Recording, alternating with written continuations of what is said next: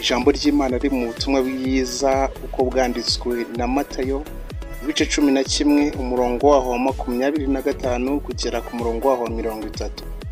Muri iyo minsi Yesu aravuga ati, ndagushimira Data, mwami w'ijuru n'isi, kuko wahishe ibyo abanyabwenge n'abahanga ukabimenyesha abana bato. 26.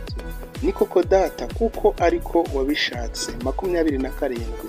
Byose nabihawe na Data, kandi ntawuzi umwana w'Imana keretse se, kandi ntawuzi se keretse umwana w'Imana, n'umuntu wese uwo mwana ashatse kuyimenyesha. 28. Mwese abarushye n'abaremerewe, nimuze munsange ndabaruhura. 29.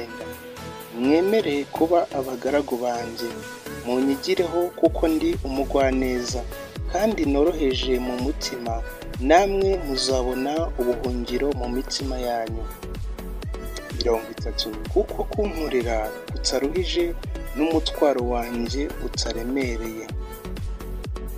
Birashoboka ko mu minsi umaze y'ubuzima bwawe hari imitwaro myinshi uhura nayo ikugoye cyangwa se imitwaro iremereye, ariko iri jambo ry'Imana riratwereka ko iyo mitwaro yose twikoreye cyangwa se ibyo byose bitunaniza, Yesu niwe ufite ubushobozi bwo kukuruhura, cyangwa se Yesu niwe ufite imbaraga zo kubasha kugutsindishiriza kugira ngo ubashe gusoza urugendo.